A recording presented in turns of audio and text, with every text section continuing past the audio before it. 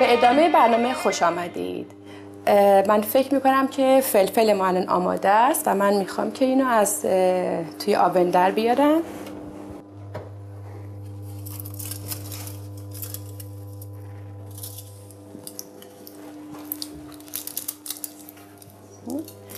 من این کنار قرار میدم که کمی خنک بشه. حالا من گاز رو روشن میکنم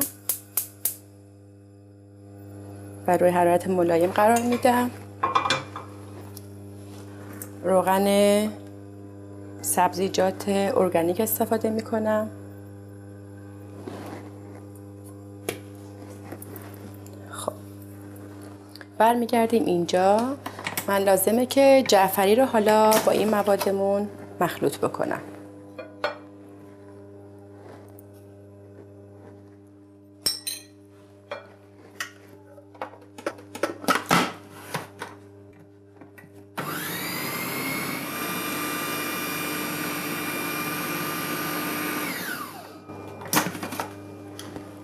که باقی این کار رو با دستم انجام میدم.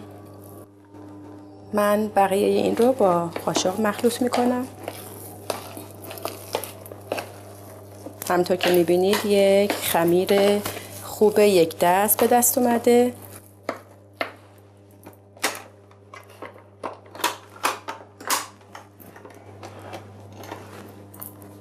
من به کمی آب نیاز دارم برای درست کردن این شامی که خمیر به دستم نچسبه.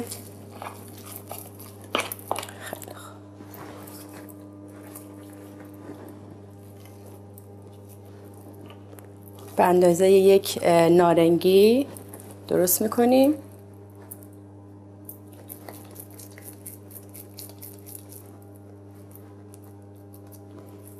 به اندازه نارنگی گلوله برداشتم به این شکل.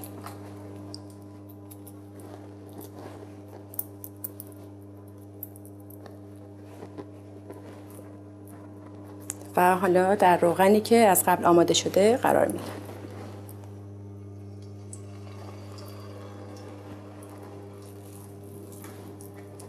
دوباره به اندازه یک نارنگی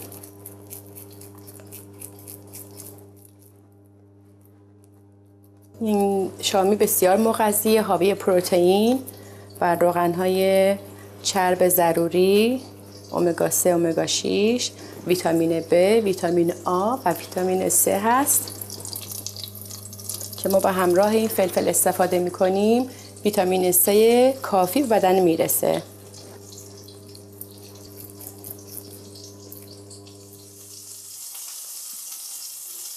گفتم اینجا عزیزان اگر که چسبندگی شامی خیلی خوب نبود میتونید که مقدار بذر کتان رو اضافه تر بکنید.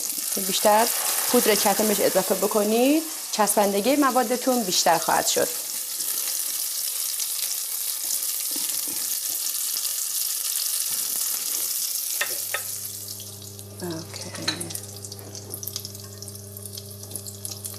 زیرش رو میتونم مقداری بیشتر بکنم حرارتش رو که سریعتر درست بشه.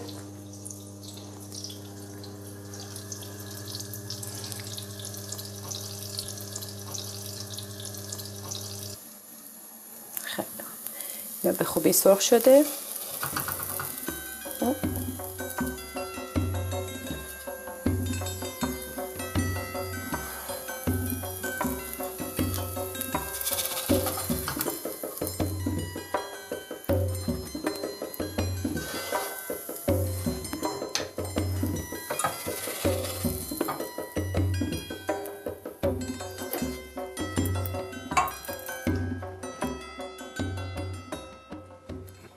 حالا ما غذامون رو تزیین میکنیم.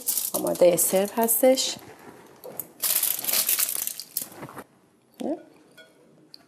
برای سرو این غذا من یک دونه از این فلفل رو میذارم اینجا، یک دونه دیگر رو هم میذارم برای سرو اینجا.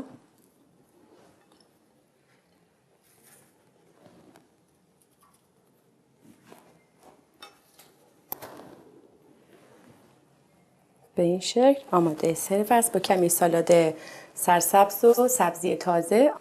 در اینجا این غذا آماده است که در کنار خانواده نوش جان کنید. از همراهی شما با این برنامه سپاسگزارم. به امید دیدار.